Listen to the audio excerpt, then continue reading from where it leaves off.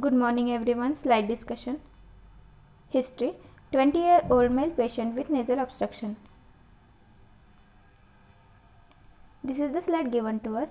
On low power view we can see lobulated areas infiltrated with round shaped tumor cells, and on high power view we can see nest of monotonous tumor cells with round nuclei, indistinct nucleoli and scanty cytoplasm in association with a vascular rich stroma.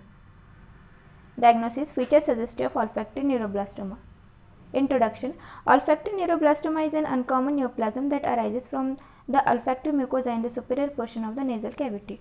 A variety of other terms have been applied to these neoplasms, including ethicyanoneuroblastoma, ethicyanoneurocytoma, ethicyanonneuroma. Olfactory neuroblastomas affect patients across a broad range age, with bimodal peaks at approximately 15 and 55 years of age. Presenting symptoms are usually obstruction or hemorrhage. Physical examination demonstrates a large, often polypoid mass high in nasal cavity or ethmoidal sinus. The Kaddish staging system is applied to these tumors. Stage A, disease confined to nasal cavity. Stage B, disease confined to nasal cavity and paranasal sinuses. Stage C, local or distant spread beyond the nasal cavity or sinuses.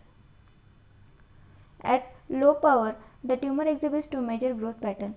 Most commonly, it forms irregular, circumscribed nest of cells separated by stroma. Less often, the tumor grows as diffuse sheets of cells with a prominent background of capillaries but little intervening stroma. The neoplastic cells have small, round nuclei with a coarse punctate to fine chromatin and very little cytoplasm. Most often, there is only mild to moderate nuclear pleomorphism. Mitotic figures are extremely variable. They can be virtually absent, or there can be more than 10 per high power field. The key microscopic feature for a definitive diagnosis is the presence of fibrillary intercytoplasmic background such as fibrils can be seen on hematoxylin and eosin stained sections in the approximately 86% of cases and correspond to neuronal cell processes. Another less common diagnostic feature is the presence of Flexner type or Homer-Wright type rosette. This is the image showing fibrillary intercytoplasmic background. In this image, on left side we can see nested growth pattern of olfactory neuroblastoma, and on right side we can see diffuse pattern of growth with prominent vascularity.